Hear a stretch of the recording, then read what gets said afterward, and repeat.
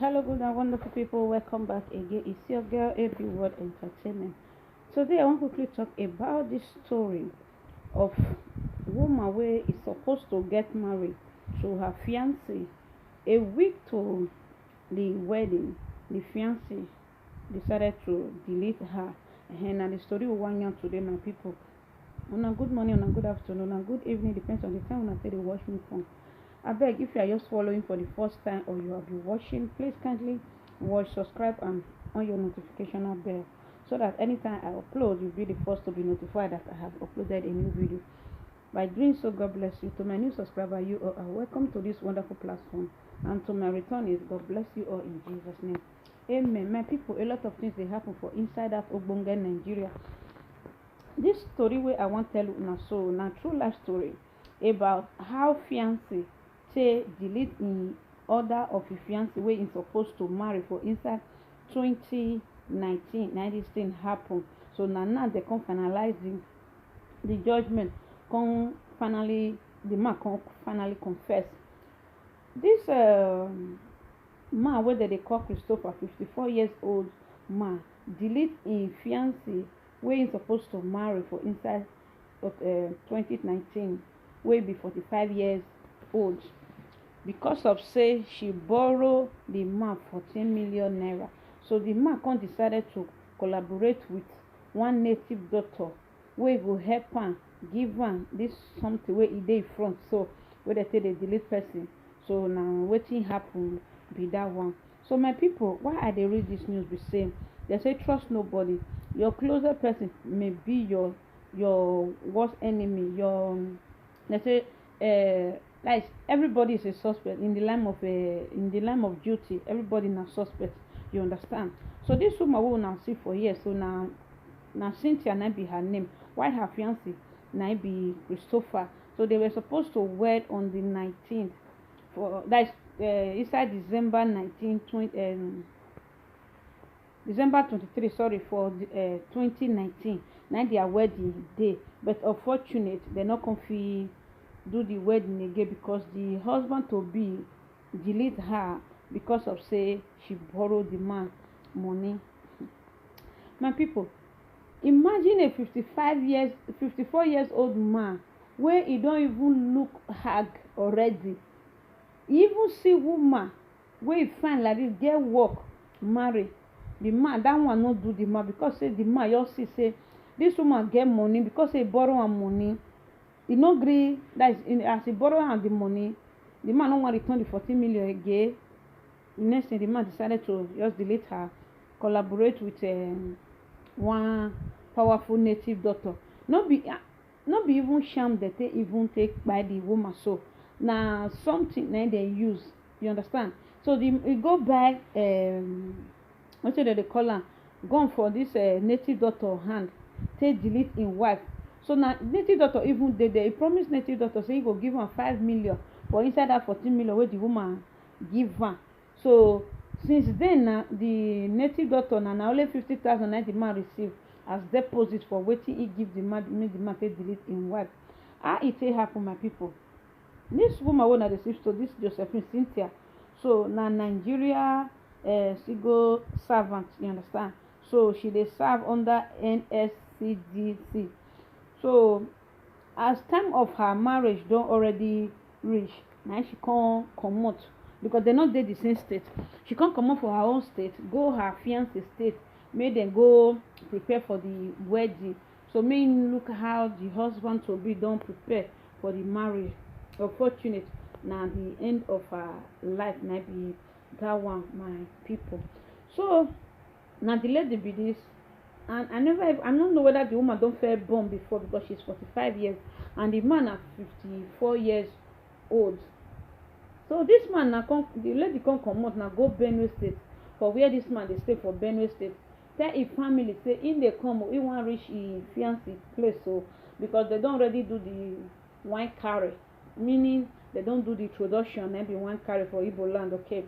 So as they come they go, as she can't go this Benue State go see her fiance, how the whole thing waka, and she don't already borrow the man money. Una know say some men once they see money, even some people even they delete person for 1,000 naira. 1,000, 100,000 me. I don't read news like that wey delete your friend for 100,000 wey borrow am. Wetin 100,000 wan compare to person life? Your fiancé give you 14 million make you take invest. So now because of money na this man begin dey follow this woman. No be say the man get the woman, that no get time, he no get intention to marry am for life. You understand?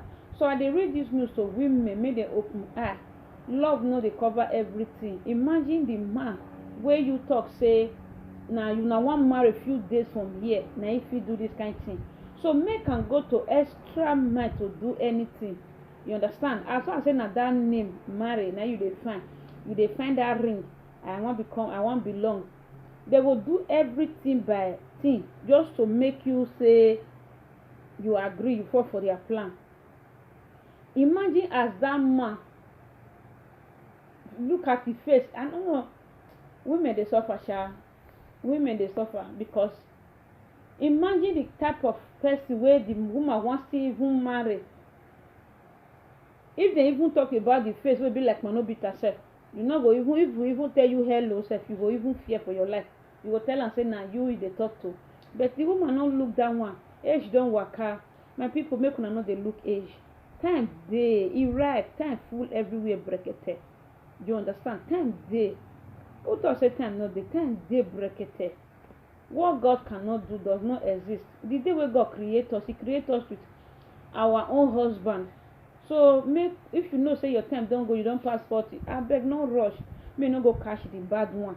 You understand? Just like wetin happen to Josephine, Cynthia. So na so the matter take happen. As this man say he no go fit pay the money back, he no love the woman, he no wan marry the woman. He come collaborate with that native doctor for his state. Say if his fiancé just come, see wetin they go do this his fiancé na to just delete am. My people, as the woman come, na so they say delete the woman. And the wetin come pay me pass, na the native doctor give the husband the gun wey the husband take delete, husband to be take delete wife to be. Come go put am for inside they come go bury am for shallow grave for inside forest. This matter don dey go on since 2019. You understand? 2019. Now on the 19 and 19/20, now they find this lady, they no see am again, and their wedding at 23 for inside December, 2 days to Xmas. The man thought say the woman not reach his place, but he call and say in the coin not reach his place. How they want to investigate, and then they investigate for close to 2 years till few days ago for the conflict. Grab the man, hold am for hand. The man can't open up. The man be not open up. All thanks to the native doctor. Because of the grief where the native doctor get, that 5 million where the native doctor, we promise the native doctor, we not give and then make native doctor open up. You see greedy person, you collect 14 million, give native doctor 5 million, even 1 million if you not give her. So now make native doctor open a bomb for ground. The man not even care whether 2 of them go in for it. And because as they grab the 2 of them, for since then no one talk, say see wetin happen. You understand? So now so the matter take happen ever since. So Christopher deny say he no see his fiancé face to face. He no hear for am ever since then. So now so they can transfer the case goes state CID for Abuja. Now Abuja then they for the report this matter, so say see how it can't happen. So the man with the white long sleeve, now he be the Mr. Christopher. The man with black wey dey behind the native this police officer, now him be the native doctor. So you understand? So now the card wey they print be this one. Bible talk and say the heart of men desperately wicked and evil. Okay, if you even see their outcome, that is their outfit there, here, you go even know say you don't see where the man don't even dey mourn the woman self. Because now black and black now they wear for here. How can you use this kind of thing to do profile picture for your wedding? The man don't already dey mourn the woman. All the woman life service, and the man gbab. You think say maybe you just go scot free with that money. When the woman not thief the money, you know if you go scot free. Because the man use marriage take tie this woman pretend say all is well, no knowing say all not well at all. All not well at all. So lady, please open your eye.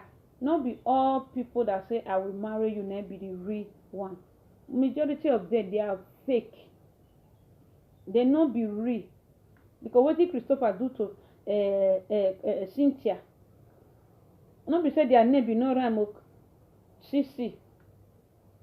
You understand? So the something they very, very touching, my people. They very, very, very touching.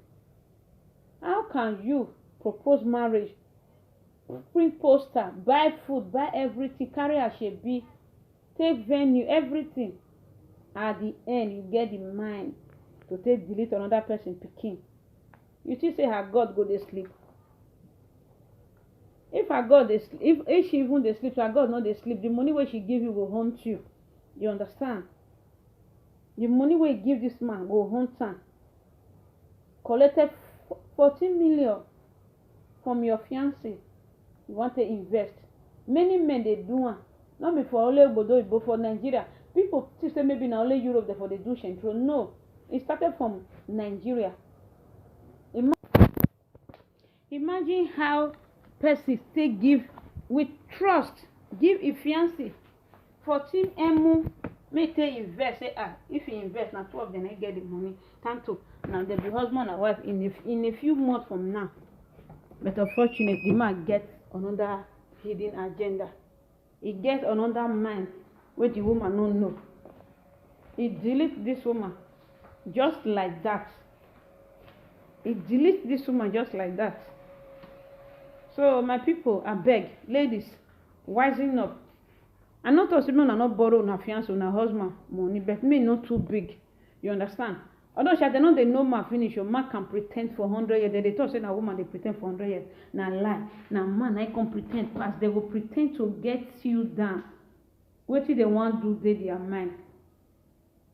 May God protect everyone. Because this matter is very, very shocking when I see and say, God, why are some people that wicked? Why are they this wicked? Why be say